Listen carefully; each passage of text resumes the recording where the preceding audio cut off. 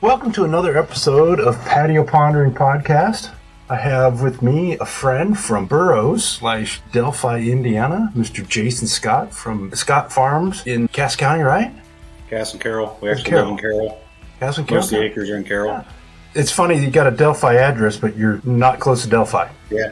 I actually got a Camden address now. It's where I did live before. Delphi was across the road and Camden was on the other side of the road. So we're actually, Camden's the town we associate with. Burroughs actually has a post office, but it's just a P.O. box. So there's not very many Burroughs addresses out there. Climbers, Burroughs, just like if you blink, you missed them both.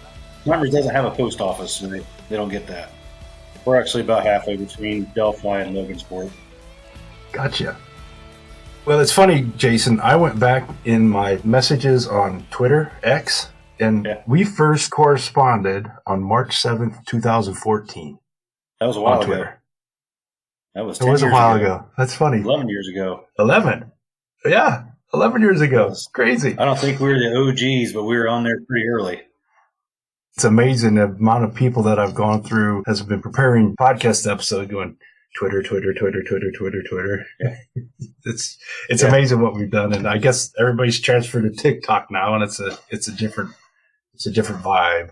I got TikTok, but it seemed like the ag stuff on TikTok is not the same as like Twitter or even Facebook or any of that stuff. It just seemed different on there. It's like a younger crowd, maybe. I don't know. And I think we missed the peak of it. It seemed like I talked to people, and the peak for Farm Talk on Twitter was 3-4 years ago. Farm Talk was really going big, and that's just when I got on a Twitter or TikTok, and it's like any other social media; it just changes. Yeah. But we didn't get on here to talk about our history with Twitter or lament missing out on the TikTok Farm Talk craze. We're here to talk about Jason and his upbringing as a farmer and agriculture and how his agricultural roots formed him. So, Jason, before we get started, can you kind of just give an idea of where you farm, where you live, a little bit about your operation, not so much about the intricacies, but just kind of give a general idea of how you farm and the makeup? Yeah, so just general info. I'm probably a stereotypical farm kid growing up as you could get. I grew up on a hog farm, a couple hundred sows. We had York gilts, bred them to Hamp boars. That's probably where I liked the Hampshire pigs from. Used to be, I can remember very fond memories of getting off school bus, and the boar lot was right by the house, and there'd be like 3 brand new Hamp boars out there. And, that was pretty neat when you used to have a bunch of white pigs on the farm, and here's some little young ones with belts and ready to get to work. So did that, and real fun time growing up. Just normal country kid. There was a pond across the road I used to go fishing at. I got a brother and a sister. Just pretty normal family. I'm late Gen X. We were the last generation basically to have a mom stay at home with you. And she did that until teenage years, and then she went and got a job. And you do see that talk about TikTok. You see a lot of the Gen X, longing for what used to be, pre-cell phones and that time period. And I'm one of them. I mean, that was some of the most fun I had was growing up. So, graduated high school, went to Delphi in 97. We live, say, between Delphi and Logansport. Most of the business we do is in Logansport. We kind of associate with that more than we do Delphi. But yeah, grew up, went to school, played a little football in school, not very much, about 2 years. And went to Purdue like most college kids wanting to go into ag after school, and did that about 3 semesters. Didn't really like it. I liked meeting friends and all that stuff, but I was tired of school basically. By the time you went through high school, and it was just, I'm done with this. I'm ready to go get a job and let's go on. I don't plan on moving away. So came home, had a kid. Kind of the first job I had right out of school was I went and I hauled Pepsi for a while. That was a few months. And, didn't pay very well, and kind of bounced around a couple jobs after that trying to find something I liked. And I ended up landing at the co-op up there in Climbers, where I went kind of for my first real full-time job that lasted for a while. Typical co-op worker, drove semi, hauled stuff, ran a sprayer, did some spreading, spread lime, worked in the shop in the winter. And I did learn a lot there. I mean, you learn, like you hear a lot of farm kids that they need to go work somewhere else before they come back home and farm. I do believe that, because if you don't go do something else, all you know is the way things have always been done. And, I saw a lot of stuff that was different methods of farming that I'd never seen before, and especially different areas. Like you go to northern Cass County up there, it is pure sand and muck. I'd never seen anything like that in my life. And different ways of doing things, and you kind of learn what not to do on some of those. Did that for about 8 or 9 years. Mid-20s, I wanted to start farming on my own. Well, it's kind of hard to farm when you work at a fertilizer plant. It's you're busy at the same time. So I went to driving a truck instead, and I hauled feed for 8 or 9 years. That worked out pretty good then. I had a boss that really understood, what my timing was, what I wanted to do. We're in the field, let me out early. We'd start at 5 in the morning, and they'd usually work till 4 or 5 in the afternoon. If we were in the field, hell, some of them days he let me go at 10. So that worked pretty good. Yeah. Always liked that kind of stuff, though. Were you hauling out of Flora then? Yeah, right there at that Flora plant. And, north central Indiana, it was pretty much hour and a half from the mill. Everything was local. You get about 4 loads a day, 2 decently long loads, and 2 of them right there in the county. Of course, if anybody's familiar with Carroll County, southeastern Carroll County, there's a set of quads on every single corner. Every 640 acres has a set of quads on it seems like. So bunch of hogs down there. We got out, the family farm, we got out in 98, just like everybody else did. About the time I went to college, it was going to sell out and sell everything. I remember hauling the last off with Dad, and I thought, this won't stick, we'll get back in. And I think it was that spring break, that first year I was at college, we came home and started pulling fences. It was like, hey, I think Dad's serious, we're not going to have hogs anymore. And that was it. I mean, we never dabbled in it after, never thought about putting a quad up or any of that stuff. So, kind of went from hogs to trucking and trucking to farming. So went to full-time farming in 15. That's been 10 years now. And, it was a good time to step in there, about like we were talking earlier on Twitter, 2014, 2015. Things were really good. And then, kind of went to dumpster there for a little while. So it makes you a little harder when you start off full time, you quit a job. I can make it just fine, and the economy goes to crap. It makes you kind of toughen up a little bit. But I had 11 crops in by then. My first crop was 2004, and I think I was pretty fortunate then because I got 2 years of LDP and poor prices. I remember selling corn for, I think it was, the first year that I put a crop out was 2004, and I remember we sold the beans for $5.35. And I don't know how many other guests you get on here, but you're always going to remember your first crop, what you sold it for, what the yield was. And they made 63 bushel beans, and I think I sold them for $5.35. Corn the next year was like $2.47, I think, with like a 40-cent LDP on top of that. So, and then the third year, ethanol. Were you playing the LDP game at the same time? Yeah, I mean, I just had 2 years of it, but just enough to kind of learn what it was, and then ethanol hit, and off we went. So that was the end of that LDP stuff. I'm sure there's some people that are our age and older that remember where you would watch the close like, oh no, the board went up, so let's pull the LDP today real quick. And my granddad was not the best grain marketer. He always told me, sell at harvest, it's the best price you can get, which was totally wrong. We know that now. But he always thought that was to get that LDP. When we started forward contracting, you can catch that LDP at the time with what you forward contracted back in June or March or whenever. You're actually cheering for it to go down during harvest so you can catch that. So if you sold, your 247 with a 40-cent LDP, you got 280 at that time. And it was a game. I mean, I had several neighbors tell me, they wanted it going down during harvest. And when you're first learning to farm, it's like, what? Why? You want to sell it for higher, So 2 years of that, and then ethanol hit. Of course, we got the biggest ethanol plant, to my knowledge, east of the Mississippi. You can see it from the barn lot. So keeps the price good here. We get a good bid year round. But yeah, been farming 10 years on my own, full time. And then the biggest change for me, my uncle, which you met a few times, that everybody loved him, myself included. He had cancer and died 2 years ago. And it was right about 2 years ago. It was about the 1st of March is when we had his funeral. And you talk about a shock to the system. I mean, kind of had expectations of how we were going to move going forward. Him and my dad farmed together. They retired. Their last crop was that fall. He started getting sick that kind of fall into Christmas. And was in the hospital a lot in January. Got diagnosed finally in February, and he was gone the last day of February. So you talk about, Oh my. he was quote unquote retired for about 2 months, and he passed away. And it was adenocarcinoma is what it was called. It's basically small intestine cancer. Very rare, extremely rare in men. Apparently, usually if it shows up, it's in women.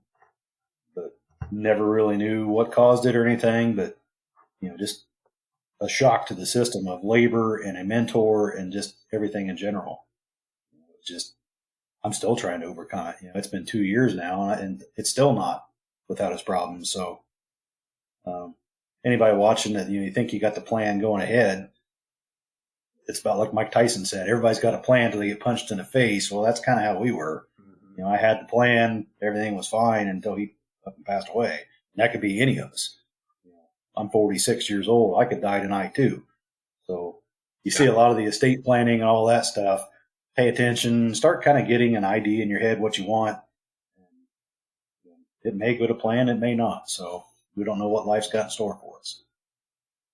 Other than that, So did you grow up with your dad farming with your uncle? Yeah. So it was like growing up for me, it was like I had two dads growing up. And, uncle lived just up the road, was around every day, just like my dad was, raised hogs. Probably had a couple hundred acres at the time for a grain farm. And, it was great. I had, a lot of kids grew up with no dads. I had basically two dads growing up. One day he'd ride with dad, one day he'd ride with an uncle, and one of them was planting, one of them was working ground, one of them was in the combine, one of them was hauling. It was just like I had two dads growing up, so it was great. And, it's row crop now. We don't have any livestock anymore other than a few show pigs in the summertime. But other than that, straight up corn and beans, conventional till. I'm trying to till less than I used to, but other than that, just kind of a plain old stereotypical what you think of a Midwest Hoosier row crop farm. There you go, with no pigs. So when you made that transition from high school to a few semesters at Purdue and started trucking, starting a family, what was the dynamic with your dad and your uncle when you said, "Hey, I think I want to try and find some ground of my own"?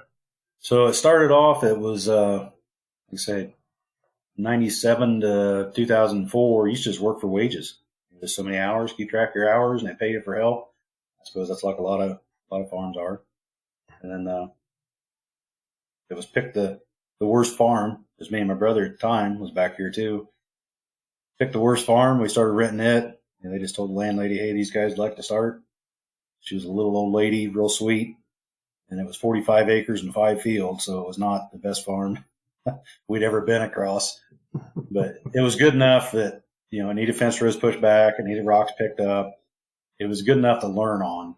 So we're probably different than most farms as instead of, grandpa is farming, dad is farming, kid comes home from college, wants to farm, kid has to buy his way in. We never did that. It was never step into what they had. It was always start your own. We'll help you. They helped me a lot. And then, it was use their equipment on those acres. And then the idea was we will start buying our own equipment and eventually change over. And it worked. I don't know how many other families do that. We've done some estate planning, and the person we worked with, I don't know if they'd ever seen that with anybody else. Well, they got to buy this. Nope, that's not the idea. You want a slow transfer changeover. So that was how it started. It was 45 acres. Had another farm up the road. Could see it was going to come up for rent. Got it rented, and it was kind of off to the races after that. And it was always to go rent whatever you want. You can use the stuff on however many acres you can find. Get after it. So that's what we did. Okay. And then when they retired in 20, started buying your own equipment. Yeah, started buying our own equipment. Towards the end, started trading some of their stuff in that they still had owned. Would trade it in on something nicer, and yeah, they're using my equipment on their acres. So as far as what's the right way to do it, I don't know if there's a right or wrong. If anybody listening is interested, I could probably give you some guidance of how we did it, and it seemed to work pretty good. So are you in charge of everything that they used to farm now? Yeah, right now it's just I run as an LLC, and it's me, a single member LLC. My dad and uncle, their last crop was 22. They were farming the owned acres, the family ground. So I went the first 20 years not farming any family ground. And when they retired, I rented theirs. My aunts and cousins have some other ground. And yeah, it's me. Dad's still around to help. He's there every day. I think that's kind of the way to do it. If you're a young guy coming in the Midwest, hopefully you got good parents or good farm partners that will let you use their equipment if you need to, and trade it for labor if you need to, whatever you need to do to make it where it's fair on both sides. And, it just, everybody knows it's so expensive to get started in farming. It's, you go buy a tractor or a combine, and that might be 10 years of your profit right now, So if you can use equipment and get help and guidance, try to do that. And then the other good thing was start on the small acres, the worst acres. If you screw up, it's not that big of a deal. It's not like turn over the reins to somebody that's 1,000 acres or whatever and say, here, don't screw it up. You've already got some years in there farming smaller acres that, I sold it too cheap, or I planted it too wet, or I picked the wrong hybrid, or whatever it is. There's ways to learn on the small acres first and then take off. But you see so many times nowadays where guys, they want to get in and there's no patience. There's absolutely no patience on these guys, that they want the boomers to get out and go away. And, I don't know if us Gen X are going to be any different, but you look at how many guys did go from basically a farm kid to a full-time farmer. And there's probably a day job in there for 20 years or 25 years that they worked. I'm no different. It was right at 20 years, I guess. Well, I had a discussion with a couple from north central Kansas last week, and they're 20, they'd be my kid's age, so 25, graduated from college in 19. He's working for his dad, and he and his brother they got cattle and crops. So he's working for wages for them. They bought their own farm, so he's got his own cows. He's working his own stuff, but he started small too. And I think that we have a problem in ag, and I saw a couple TikToks on it, and the hair on the back of my neck started standing up. That off-farm job is looked down upon. And I think the people in your situation, coming right out of college, and mine coming from nothing, is we need to consider that off-farm job, particularly for people starting to farm, as a form of diversification. If you think about you growing up, you were diversified on your parents' farm because you had hogs, and you were even more diversified because you were furrow to finish, and then you had the crops. When you started a farm, you were diversified because you were working with your family, which helped your diversification. You had your own crop, and then, you got this paycheck that can help with other things. Am I completely off base on that? Yeah, I think, like you said, it's almost looked down upon, but by the same token, it's looked down upon by the same guys that did it. I don't begrudge that to anybody because I did it. That's right. From 2000 to 2014 or whatever it was, for about 20 years, and whether it be livestock, mechanics, you truck on the side, you sell seed, whatever they are, I don't think it's any different if you just got a day job that, it's like you said, it's probably got benefits, probably got a nice steady paycheck. Hopefully, if you can get the hours to work like I did when I was trucking feed, that was great. Yeah. I'd say that was like early morning to mid-afternoon, and then you farm all the way till the time the grain terminal closes. So livestock, it'd be harder to do that. You can't get up and go to work, and cows or hogs don't get fed.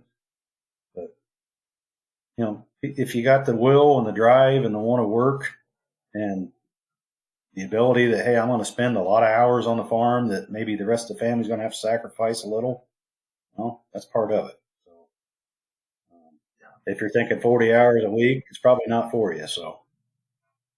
Yeah. I'm thinking about today. I spent an hour and a half in the lamb barn working with some sheep, moving some stuff around, feeding. My son and I are going to go out and do another thing when we're done recording. So I'll probably have 3 hours out in the lamb barn on a Sunday. It's just kind of what you do. We're probably down at the hog barn today for 2 to 3 hours. So, and that's something farming to, when you're self-employed, take the kids with you.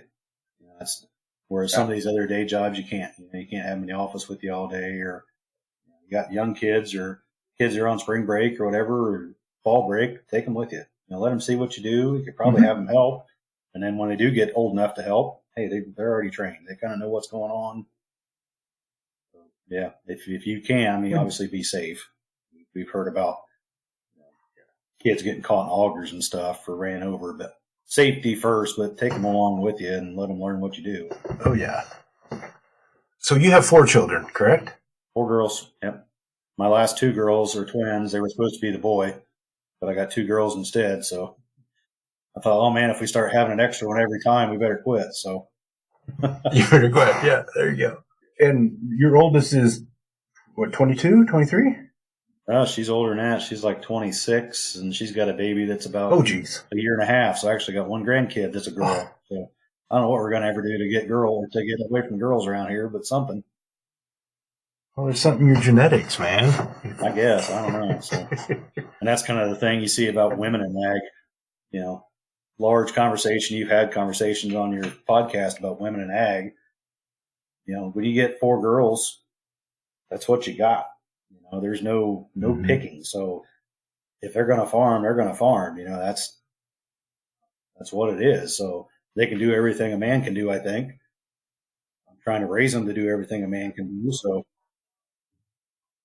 you bring up a good point. And I think about my grandmother. And when she helped on the farm, my grandfather farmed, they had an 80. And then at his peak, he was probably farming 100 and 150, 170 acres, rented some ground from the neighbors. But he worked second shift at the Jack Factory in Butler, Indiana, Universal Tool. And my grandmother would help, but the help was a lot different because he put beans in a granary, he put corn in a corn crib. They had a sheller, so the help was manual labor. Yeah. Whereas now, what kind of a percentage of heavy duty manual labor do you do on a farm compared to what your dad did just 40 years ago? That's an excellent point, especially if you don't have livestock. If you're just row crop farming, it makes no gender if you're a man or a woman anymore. There honestly is not much physical labor or stuff that a smaller person can't do that there was 20 or even 40 years ago. Stuff's got auto steer, drives itself. It's never been easier than it is right now. So that's why people are farming older, and that's why, like I say, you could be a man or a woman. It doesn't matter now. And my middle daughter, she runs the grain cart most of fall. Does a great job. She's probably got more patience than any of us men on it. So, but you think about the things on the farm that we consider the $100 an hour jobs, $1,000 an hour job, bookwork, marketing, making the right chemical decisions beforehand. It's not pulling out fence. It's making $100 an hour. Right. It's not picking up rocks. It's making $100 an hour. Right. What you need to do those $100 an hour jobs is a brain. Yeah. Just think if everybody sold their grain 50 cents more, how different it'd be, just for the revenue on the bottom line. That's probably one of the things most of us struggle with is grain marketing. That's pretty universal. Guys are good at it. Even the ones that are real good at it, they still don't think they're good enough. So, but yeah, the turning wrenches and working on old pieces of crap, there's still some of that out there, but a lot of the big farms anymore, they're farming with stuff under warranty. They don't even have to call for parts or anything. It's still under warranty. They just call the dealer and get it fixed, some of the big operations. So I think it's probably easier now than it's ever been for women to get in. We're not running new stuff. I wish I was, but we still got to fix a lot of stuff on farm ourselves. I did start hiring a combine to go through at the shop, at the deer shop. And reason being there, it's fall and it's time to go. I don't want to work on it. I want to put fuel in it. I want to check the oil, put def in it, and go. I don't want to have to work on it. And it's expensive in the off season. But man, the little stuff does not seem to catch up in season. You just put fuel in it and go. That falls into the ones $100 an hour kind of job. Get the combine inspected so you can roll when you need to roll. Yeah. And it's like, let's just say it's $10 an acre, for combine maintenance. That seems like it's not that much. It's only $10 times every acre. It's like, wow, that adds up pretty quick then. But, when it keeps you running, we've had stuff where when I did work a job, it seemed like we had a 9500 that every day when I would clock out and get home from work, it's not moving. It's in the field getting worked on, where it made it 3/4 the day Yeah. and something would break. And then the next day I'd repeat again. I'd show up at the field and it's like, what now? A belt broke or a bearing went out or just small stuff, this radiator leak. I mean, it was just something all the time. That was 20 some years ago. They've been going to the shop. Of course, we ran 2 combines for a while when my uncle was here. And went back to one big one. So you had double the trouble. Yes, it was. If one of them was running, you'd be doing good. So started putting them through the shop, and a lot of that stuff kind of goes away. So yeah, our combine's sitting over at Home Myers in Payne, and it's got $11,000 worth of stuff to do to it, and it adds up quick by the time you do the labor and the parts. But I mean, if it keeps you moving, so trucks anymore is a money pit. You got one semi, you know how that is. Those things are money pits. So. Oh yes. Thankfully, we have a mechanic that moonlights and helps us quite a bit. Those things. There's always something. There's a valve leaking or an antifreeze leak or a brake sticking or something is always wrong with them. The light doesn't work. So we run five trucks and trailers in the fall. So it's like typically if 4 of the 5 are running, I'm doing good. Last fall, we had an air dryer go out on ours, and it leaked like a sieve, and I couldn't figure it out. And he came out, and he's like, "Oh, I'll be back in 20 minutes." Went to town, got it, and screwed it on. I'm going, holy crap! I could have done that, but it was worth it because he knew how to fix it. I did. So, do you think your upbringing and watching your mom help around the farm, and your dad work with the hogs, and his uncle, were those lessons? Did they help you with resilience to be patient and sit back and work at Pepsi and then work at the feed mill and work at the co-op before jumping in and saying, yeah, let's put all the risk to putting seed in the ground? Yeah. So stuff I learned growing up, like I said, resilience and grit is probably the 2 things. You're up on a hog farm where, stuff wasn't new. It was old tractors. It was old gates. It was old fences. You had to fix a lot of stuff then. It teaches you to be a mechanic. You're a pretty good mechanic. Mm-hmm. Not that you want to work on this stuff, but you got to get it fixed or it ain't going to work. Feed grinders down, hogs aren't going to eat. You got to get it fixed. So learned a lot there, just resiliency. Patience is not my strong suit. Through my dad's side of the family, we don't have patience. So that's kind of a learned behavior for me. It takes trying every day to stay patient. I don't know if viewers or listeners, I got red hair. You know what the saying is there for if they got red hair, they don't have any patience. So, yeah. But yeah, I think I think a lot of farm kids in general, even just row crop farm kids, they kind of understand that. You got to get the planter going to get stuff planted, or resilience of just you're going to have to do it or it ain't going to get done. And that's a theme that I've covered quite a bit with guests. There's some things you can put off tomorrow, a lot of things you can't. So get up and get them done. Very true. So what are your plans for 2025 for your crops? Are you heavy corn, heavy beans? 2025 is going to be pretty much just flip and go on this year. Didn't change any acres. I'm balanced just about 50-50 soybeans and corn. Thought about cutting back some inputs.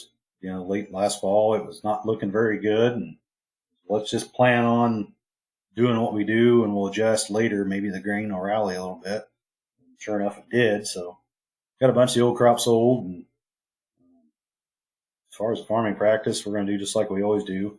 We're typically shooting for yield. We don't throw a lot of the micros and that kind of stuff compared to a lot of people, I guess, but we do some of it. I've never been one to jump in first on anything. The old early bird gets the worm, but the second mouse gets the cheese. So kind of never really there you go. That's a good point. Yeah. Usually kind of not dead last to adopt something, but I'm usually never first. So kind of wait and see what everybody else reports on some of this stuff, if it works out or not, and maybe adopt it down the road. But yeah, kind of go along with that. I saw a quote there a while back. It was watch your own bobber. It was one thing that kind of made sense to me too. Was doesn't really matter to me what somebody else is doing. Do what's best for yourself and go on and learn from your own mistakes. And I've got few friends and neighbors that farm. We bounce ideas off each other, but usually for something too crazy, one of us will go out and say, hey, maybe you want to do that on small acres first. But yeah, kind of just doing our thing. We till every acre except for 200 acres of rocks down by the river. We try not to even put anything in the dirt down there for as rocky as it is. But yeah, other than that, just going along. And where we are with crop prices and inputs, that's probably a smart thing to do. Just kind of hunker down and keep the status quo. It broke loose here last week. I don't know how it was in your area, but it got dry about Tuesday. We're filming this on Sunday, and there was about 4 days. It was busy. I mean, there was a lot of ammonia tanks up and down the road. A lot of guys started manure. Lots of dry fertilizer going on. So I mean, there's stuff happening. It's not like people are cutting out everything, but did see a little bit of tillage, kind of spot tillage, along end rows and stuff like that. But yeah, it got started here for 4 days hard, then it rained. So maybe it'll be in early spring again. Of course, we're dry underneath. I mean, it dried out. I hauled lime a couple days and got a semi in the field, and it was firm just like it is in the fall. So it's plenty dry. Our indicator, if it dried up, is if the Amish start putting in hay ground. And I haven't seen anybody turning in the ground for hay. Usually here you start seeing ammonia wagons first. That's kind of the first thing you see. And then dry spreaders and social media, some guys putting beans in. I didn't see anything locally. I don't have the planter out of the barn yet, so I do have. I've still got to order stuff from Shoop. Yeah. Takes a couple days to get here, so. That's right. Yeah. I did get the first shipment of seed in Friday, so I do have some seed on hand anyway. Oh, cool. We're blessed that our Pioneer dealer, we buy all our beans from, treat all our beans on site. Yeah. So we don't have to take inventory, at least the soybeans ahead of time, which is really nice. Yeah. We'll probably get our corn here in the next 3 weeks. But we got a pole barn. We'll take everything in the pro boxes, stack it over there, and then it used to be years ago you just kind of threw it in the barn and went on. Well, anymore, how many hours a day or minutes a day do you spend sorting through boxes? So preseason, I always come up with a list of corn, a list of beans. Here's the fields I want to start in. Here's the hybrids that go in them. Make a copy and put in each ground working tractor where everybody knows here's how we're going to go through things. And then I'll stack it in the shed that way too, where as long as the weather holds up like I think it's going to, stuff will come out in order. We just pull in and grab what's next and go. That's cool. Yeah, I mean, just little things to try to speed stuff up and eliminate mistakes of, I put the wrong corn in the wrong field. So we started off talking about a little bit of how your uncle passed away and had transitioned. Have you started talking about transition planning with your family? Yeah, I mean, there's been discussions. For you? There's no solid plan yet, no, as far as what's going to happen. But as far as my own, I kind of got in my head of what I want to do for my kids. So it's a discussion that every family needs to have, and none of them want to have it. I don't know any families that get excited about it. But do you have anything on paper? Yeah, there's some things on paper, yeah. That's a message. I'm glad you brought it up. It wasn't intended, but I think it's a message that more in ag need to talk about. And I'm not talking about the intricacies of fairness and equality and all that. I'm just talking about get something on paper. Because like you said, your uncle died 4 months after he quote unquote retired. Yeah. Yeah, it was very sudden. And that's one thing farming is, I don't know any other business that's like that. That, let's say mom and dad have a drugstore in town. They don't expect their kids to take over and run it. Or if mom and dad's got a machine shop, they don't expect the son to take over and run it. If he does, well, that's great. But, farming, it's like it's expected that it has to keep going generation. And I don't know any other company that does that. And actually, we went on vacation a couple of years ago, and I ran into a guy on one of those resorts. It was in the Caribbean, and he was from Connecticut. And I had absolutely nothing in common with this guy. We were sitting at a hibachi bar while they're grilling our food. Okay. And he had never, ever met a farmer. And you talk about advocating or whatever, where you talk to people. This guy had no idea anything about farming and was just amazed at the stuff I was telling him, and told him all about it. And he actually he had a chain of nursing homes up in the Northeast. And it was amazing to me, the similarities, because he said he had two sons. One of them went to be an investment banker. I mean, you're talking, the high wealth right outside New York City area is where he was. One of them went to be an investment banker, and the other one, he said, was a superintendent for a school or something. And he started talking about, I had this successful chain of nursing homes. Neither one of them wanted to do it. I didn't feel like I needed to make them do it. So I just cashed out early and retired early. So, I mean, this guy had been all over the world traveling. He didn't have an 80 or two. He had apparently some bucks tucked away where he could do whatever he wanted and pretty much go on vacation year round. But the idea that wanted his sons to take it over and go, and they didn't. So he said, I just cashed in and here I am. So, they're successful on their own.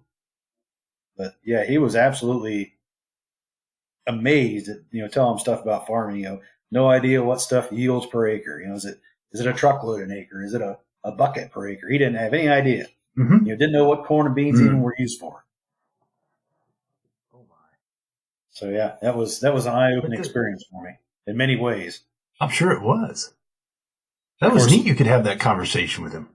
Yeah, and it was the fall before Trump round 2, so he started talking about politics, and you got a wealthy guy in Connecticut and a farm boy in Indiana, probably not going to be the same political party. So there was a lot of conversation at that table. It was very fun to listen to. I'll always remember that conversation with that guy. That's neat. But I think the difference between a nursing home in Connecticut and an 80 where your great-grandfather built a barn outside of Burroughs is completely different. And I think that adds to the intricacies that we have in ag when you talk about succession planning. Yeah. And farming is always this romantic profession. You see the pictures of sunsets and tractors, and you don't see that everywhere else. You don't see a cart being wheeled up a nursing home aisle or anything. Farming's this romanticized profession because farming's got this where somebody's always got a connection to it. Your granddad farmed, your uncle farmed, your brother-in-law farms, or in rural Indiana, everybody's connected to a farm some way. But as far as those active in it, it's not very much. And understand that, oh crap, I'm going to put in 1,000 acres of corn and I hope I only lose $20 an acre, whatever the number is. Yeah.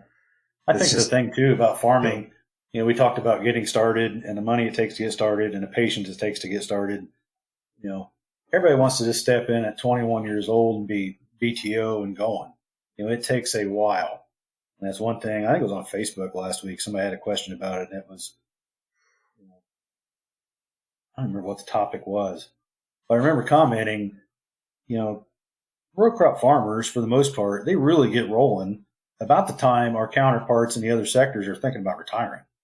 When guys are hitting 55, 60, that's usually when they're up and rolling and got some acres and maybe got some part-time help, and they're covering some acres at that time. It took them 20 years to get there. They're really going to go for the next 20 years, Other industries, they're thinking, hell, if I socked some away, I could probably retire at 58, 59. So farming is very odd compared to everything else. And I think the older I get, the more you kind of look at things, and, not that I want to change, but it makes you realize different things. Like, 46 even, it's like, man, if I worked 10 more years in another industry, I'd probably be thinking of retiring. If you were in the military, you'd be retired by now. Yeah. I have two friends that were military and cops, and they're retired. They're on their second career already. They retired. And now they're farming. Yeah, they're not farming. One of them's helping a farmer, but yeah, 20 years in the military or a cop, and they retired. So, it's different what life hands you. Farming, though, is, the stereotypical, grandpa's 80 and dad's 60, and he just takes over when grandpa dies, and it's like everybody else kind of wants to retire at about 60.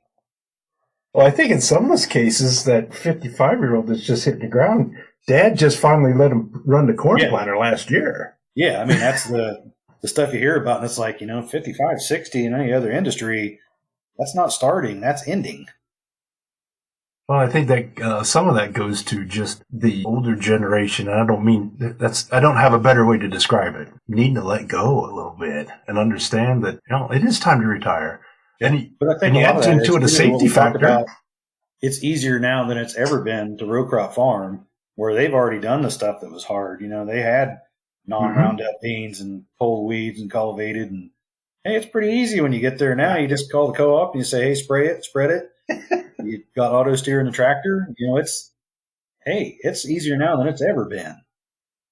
Yeah, you call your grandkid to set it up so you know where to put the AB line and go. Yeah, get that AB line set up and let's roll. But yeah, I mean, it's easier now than it's ever been. So, and we got some safety mechanisms in place that make it easier for somebody to run the equipment at 75 and 80. Yeah, which is a lot of times counterintuitive. it's just getting in and out of the vehicle is the toughest one. You crawl up a 9-step ladder to a combine or whatever, you're about whipped by the time you get up there if you're 80 years old. So, but there's a few around here doing it. I know of some guys in my local area are still in their 80s farming. I helped a farmer in Iowa where we used the front end loader on a new Massey Ferguson to lift his dad up to the combine. Yeah, and he sat in there all day long. And you had to be careful if you were helping grease the combine and walked around and the wind was blowing in a direction because you'd get a golden shower and not enjoy it. That's one thing all of us, we never disclose or show the pictures on Twitter or social media. You get down, you're supposed to walk around that combine every time, look for bearings out, check for, your spread pattern and make sure you're not losing grain. Yeah. Every one of us has got out and just stood off the ladder before and went and just kept going. You're supposed to get down and check it every time you get out to pee. Yeah, well, we do. Yeah, that makes us operators, not steering wheel holders. Yeah, that's the difference. Is if you get off your machine to pee, that's the difference between an operator and a driver. There you go. So do your older daughters have any interest in coming back and helping you? Yeah, my oldest daughter actually married a farmer in Cass County on the other side of the county. He farms, comes from a farm family. Good kid, like him. And then middle daughter, her boyfriend, I was actually one of his dad's best friends back in school. And, he drives a truck for me in the fall, and as needed, if I had something today, I could call either one of them today, and they'd come help me with it. So younger girls are only 8th grade, so who knows what they're going to do going forward, but they like hanging out and riding in the fall and all that stuff. They're interested in it. So, yeah. But it's like we talked about, you don't want to force it on them. They want to go do something else. Go do something else. But, if it's interested in it, we'll try to figure out how to keep it going. So. Mm-hmm. So as you go forward and you think of your daughters coming back and maybe if they're spouses, do you have any ideas of how you want that to work? Or is it too soon to have those thoughts?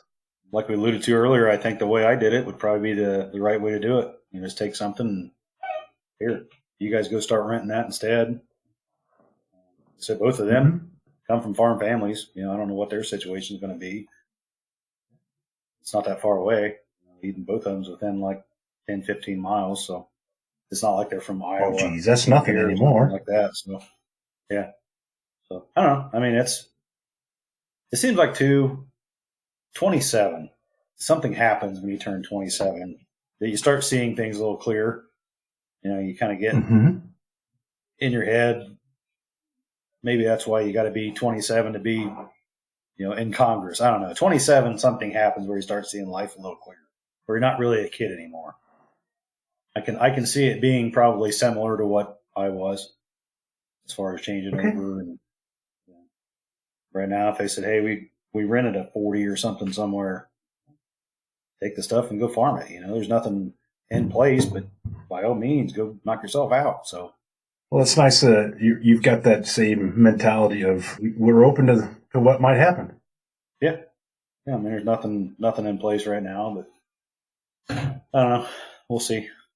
46 years old, it's time to start thinking about it. So, I mean, if you think about the normal world, you're thinking about your stock options and how much of the company you own and how you're going to transition to stock. And you're probably got a 14, 15 year plan where I'm going to be out of here by 60. Yeah.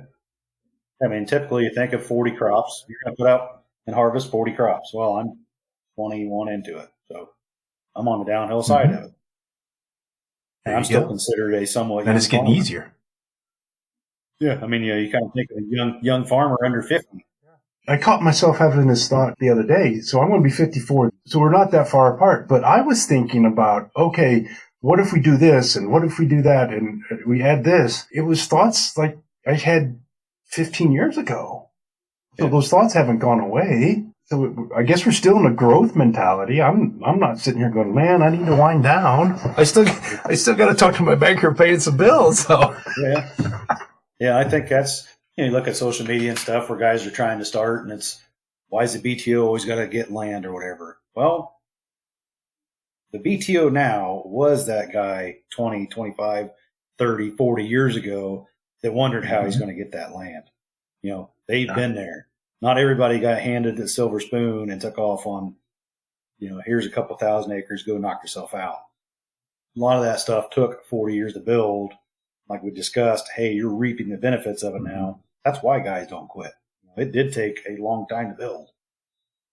So it's about like making a cake. You go and you get your ingredients and you get all that stuff. Well, when you get it all done, you're going to eat it, and you're going to eat it slow and enjoy it. And those guys that are in their 60s and 70s at the end of their career but got large acreage, they grew up on open calves. They grew up cultivating. They grew up walking beans. That's what they started. Absolutely. So this auto steer and Roundup Ready, Liberty Link, nice things we have, they farmed before that. That's one thing that I think my age and your age, we got into that pre-biotech era just enough to experience it. Mm-hmm. When I worked at co-op, we sprayed, Flexstar Infusion on tons of acres. Yeah. And of course, the beans were about brown before you left the field. You see stuff about guys going back to, it was like 2 years and then Roundup beans hit. And you see it going back to it now where some guys are trying different things, and even just water hemp control, they're trying to spray different stuff on it. Yeah. I don't think the world is prepared to see what happens to some of those beans when you spray them with those products. It looks ugly for a long time. Usually comes out of it, but you can kill them on the end rows. Pre-Roundup beans, as far as in my lifetime, what's the number one thing that probably changed farming the most? And it was Roundup beans, because it was a pain in the butt to grow beans before that. I mean, you moldboard plowed it, and then you had buttonweed out there, velvet leaf, and grass everywhere. Oh, yeah. And you'd spray Treflan or Prowl or, just all kinds of stuff on it, and you still had weedy beans. Roundup hits, and I think we were probably the same as everybody else. The 40 acres behind my house back here, we put it out first 1 year. Let's go try these Roundup beans, Hopefully the beans don't die. Mm-hmm. Let's try them. Everybody did the same thing. You put one farm to it, the next year, the whole farm was Roundup beans. As much seed as you can get, that next year, it was hard to even get the seed to cover it. But it took off and went. And then, I remember spraying at the co-op Roundup 1 corn. It was a total failure. I don't know if anybody else remembers that or not, but there was lightning corn, there was Emmy corn, Roundup corn came along, and we tried to treat it just like it was with beans. You didn't put any pre down. You let the corn come up, and then you think Roundup's just going to go kill off everything. And when I ran that sprayer, it was a Rogator sprayer. The acres that tried that, you could not even see corn out. I radio back to the boss. I'm like, I'm going to run over a bunch because I can't see it. And he goes, hell, don't worry about it. There's no corn under it anyway. So you got waist-high giant rag with knee-high corn under it. You're supposed to be spraying it. That's why Roundup 1 corn did not work. We tried to treat it like it was soybeans. It wasn't the same. You still had to put a pre in. You still had to put some other stuff with it. So, and then the seed corn industry. I can remember the years I worked there in the early 2000s or whenever that was, probably around 2000. And it was Cruiser. You remember that on seed, Cruiser and Cruiser Max, and it was I think it was Roundup corn, and it was seed treatment for Roundup or for rootworm on it. And it was real crusty. You couldn't even get to go through the planters. And I remember, most of the stuff at that time was bags. I remember the seed salesman up there, I worked in the warehouse moving seed. And he says, "Do not poke one of those bags. That corn is $100 a bag." And now it's list like 400, you net 250 to 300 a bag. And at that time it was like Don't rip it. It's $100 a bag. Yeah. And it was treated with all that stuff. So, Oh yeah. that's what's So changed. can you in our life. imagine? Oh yeah. And I remember the man I helped in high school that I went to meet with the seed dealer or chemical dealer, and we wrote on the prescription, which is just his notepad. I forget. I don't remember what the chemicals were, and at the bottom it says, "You will have brown beans. Yeah. Don't call me unless they turn black." Yeah. There's probably Cobra. And so can you imagine picking up a new landlord or talking to somebody, one of your landlords, when you hit him hard with Flex Star and maybe put a little 28 in there to burn it and definitely put in some crop oil and you've got brown beans? Can you imagine the phone calls that you're going to get? Hey, you killed my beans. I don't think a lot of people have even seen that, but you start getting some of these water hemp products. Around here, water hemp's gone crazy. I mean, in-rows, yeah, it is just hard to control. Even putting pre down and everything else, that stuff is a super weed. It is very hard to control. But if we start going back to that stuff, I don't think today's generation, you spray an enlist bean and it droops and then it's back to normal the next day. But brown, looking like it's going to die for about 5 days, then it comes out of it. Yep. So, it was no fun spraying in the late 90s. And of course, back then, flushing all the time. There was days you'd spray regular corn, you'd spray Emmy corn, which was lightning, which is basically pursuit. You sprayed on your beans. It was tolerant on corn. I think you can still get it, actually. And then there was Liberty corn, of course, you had to change your tips to spray 20 gallon on it. And then you maybe get a little bit of Roundup corn in and go back. So, I remember there was days I got flushed out 4 or 5 times a day in the middle of summer trying to spray all that. You try to kind of group it where you had 4 or 5 customers that had this. Okay, this day you're going to spray it, but they might be on total ends of the county. So it's like either you're going to flush and stay close or you're going to just spend your day driving. Driving a sprayer 30 mile an hour all across 5 county area is not fun either. So it's definitely nice when everybody plants the same stuff and has the same traits, and even just for your neighbors where you're not drifting on them or anything like that. But the co-op, I'm sure it's a lot easier for them instead of it used to just be flush all the time. But then what you do with all that flush, it's just a pain. And now when you were with Roundup, just start spraying in this corner of the county and go. Yeah. And it's the end of pure Roundup beans, straight Roundup beans for us. We started adding residual in. We put Authority down or whatever pre-product you wanted to. And that worked for a while. You started to get some escapes. And there was 1 year we actually had dicamba beans, enlist beans, the GT27 beans. I don't know if those are even still available. They were Roundup and Liberty. And regular Liberty beans. We had 4 types of beans in 1 year. And I was never so stressed spraying that stuff. It was like never again. It's always going to be the same trait from now on. Whatever trait wins, that's what we're going to do. And we had those 4 1 year, and my God, it was horrible. You had to change. You finished the field. You made sure the planter was sucked out totally empty. Put the other stuff in it. Clean it out good. It was almost like seed beans or whatever. And spraying was the same way. So Enlist did win out that year for us, so that seemed to be the easiest one that worked the best. So that's how we went to Enlist. Do you think the adaptation of dicamba beans instead of enlist beans hurt our water hemp problem or resistance problem? I don't know if it hurt it, but the ability to kill bigger weeds probably hurt it more than anything. Because 2,4-D or dicamba, you can spray it on a pretty good sized water hemp plant and it'll take it down. Well, I think people learn that and they let it go a little too long instead of try to not even let them grow out there. It's almost like the Roundup beans back in the day. Hell, let the stuff get waist high, preferably knee high, but it'll take down stuff that's waist high. I think we fell into that, and then trying to find a time to spray it. If you're spraying a good pre, it's going to be on before the beans come up. Either you're hiring it done or you're spraying on the planter, or like I do, you try to make time to, plant 2 days. You might take another day and go spray. If you got labor to do it, hopefully you can get it done on time, but the good pre's, they got to be on before the beans come up. And I think that the enlist, we still got some people that are shortening that pre, and it's at all of ours expense. And what does a pre cost per acre? $15, $20? It's not. It's around 18. Not huge. So You got a bushel and a half, 2 bushels of beans worth of pre on there to save us a headache down the road. I mean, it's a no-brainer for us. Yeah. And of course, a lot of it's weather. If you spray it and you get a nice quarter-inch rain on it. Well, we've had a good conversation, and it went a little different direction than I expected. So this is great. So we end every conversation with 5 questions, and you've been exposed to them, I bet. So I'm going to throw them at you and see how they compare with other people's. So the first question is, what is one lesson from ag that you carry with you every day? I would say back to what we discussed earlier, probably resilience and grit. Mm-hmm. You got to do it or it's not going to get done. Doing those tough things. If you don't do it, it won't get done. So I think that's a great one. Yep.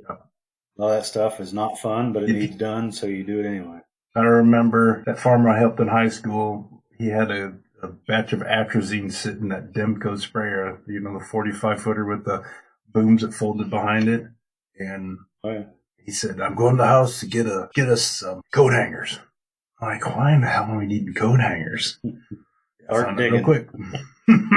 What's this white gunk coming out of here? Yeah, that's atrazine. But if we didn't clean it out, we wouldn't be spraying. If you could sit down and have coffee with any historical figure in ag, who would it be? Any historical figure in ag? Probably the man John Deere himself, I guess. If it was something you could go back and say, you're going to start something that's going to change the farming industry, I bet that man would be blown away to see what his company is today. I think he'd be blown away it's still around. Yeah, I mean, I think he probably thought he had his plow works, and I'm not sure exactly when he died what it was, what the lead product was. I don't know if they were in the tractors then or not, but yeah, probably John Deere himself, because that's one man that's definitely changed the way we do things. And the thing about him, and you can throw in Cyrus McCormick, and you can throw in Oliver and Eli Whitney. They did all that without a computer, without a slide rule. It was just brain power. Yeah. Brain power and grit. Yeah. And you know that none of them succeeded on the first prototype. One of the things is, though, was the drive to make things easier. That's still alive and well today.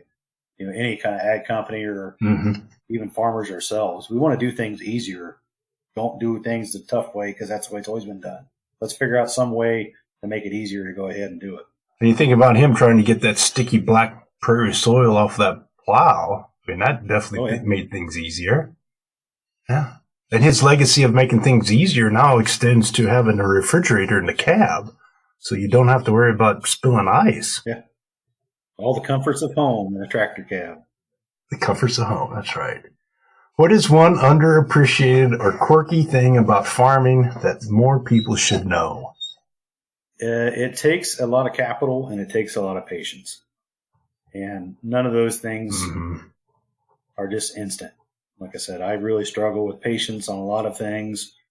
And farming is expensive. I mean, I'm not sure of any other industry that, like I said, you put out $1 million of inputs and whatever and hope to get 100,000 back. It takes a bunch of money to do it. So the line of credit and the mortgage that I have on our acreage is more than I think all of my aunts and uncles ever paid for a house.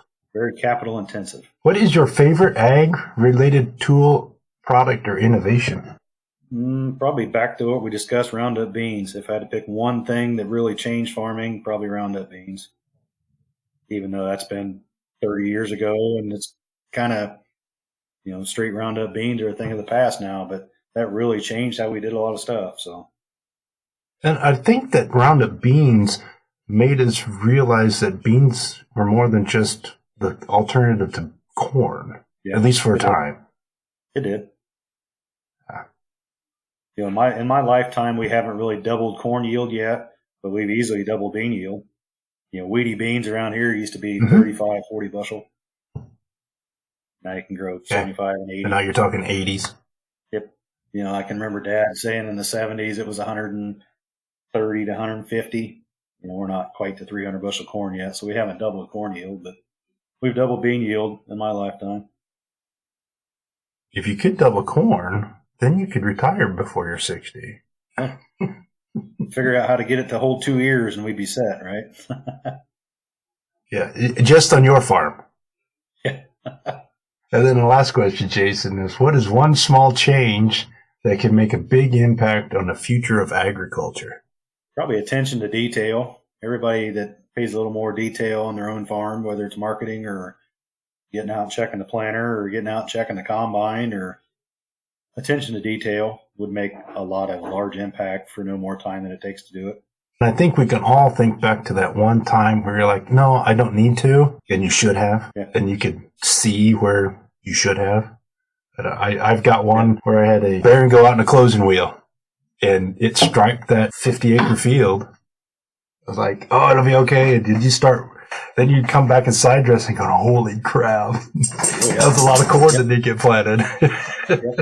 Technology anymore, it tells you the stuff on the planter monitor or whatever, get out and look will usually help. And same thing with combine. Get out and look every so often.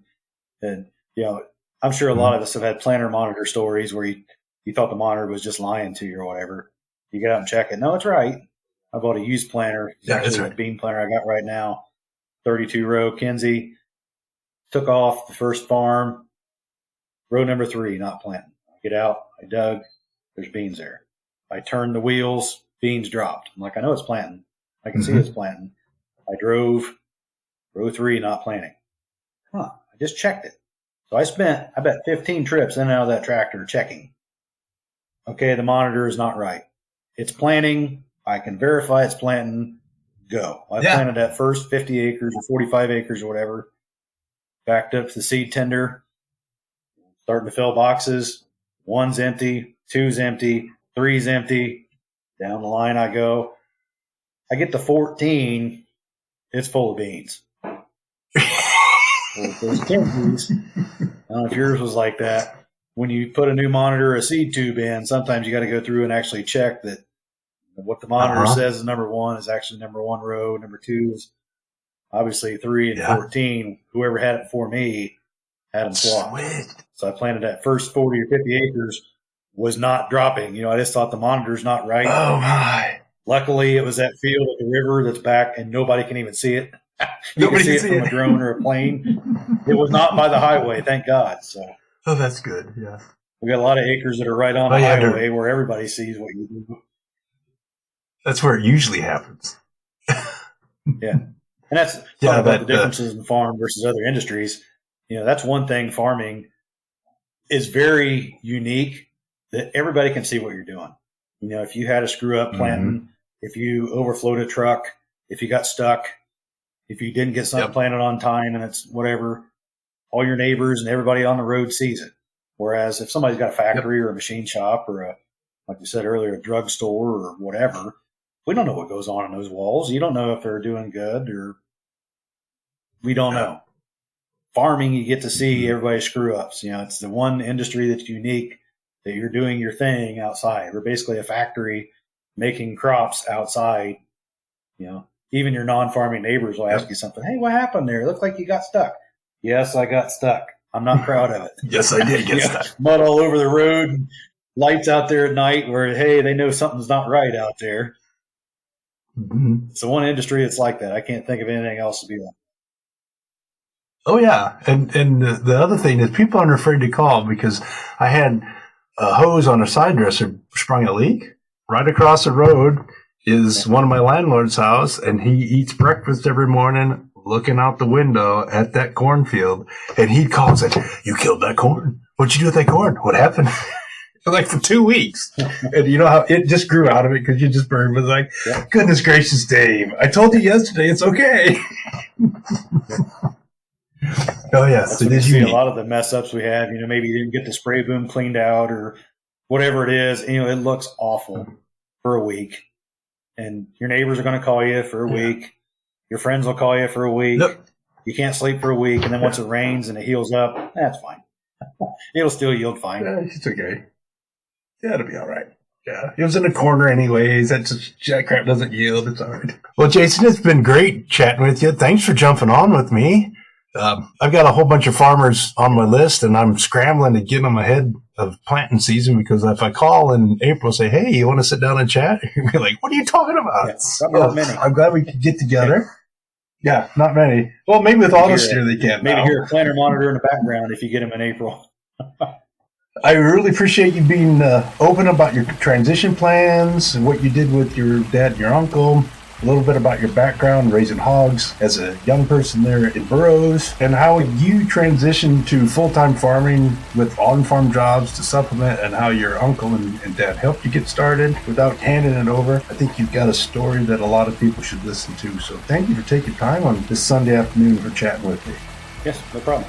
And for my listeners, here's just another conversation where we dove deep into some of these ag roots to see how those ag roots formed them, made them the people they are today. We're going to continue on this path of learning about people's ag roots. And I sure appreciate everybody for following, liking, commenting, and sharing your thoughts with us. Thanks, everyone.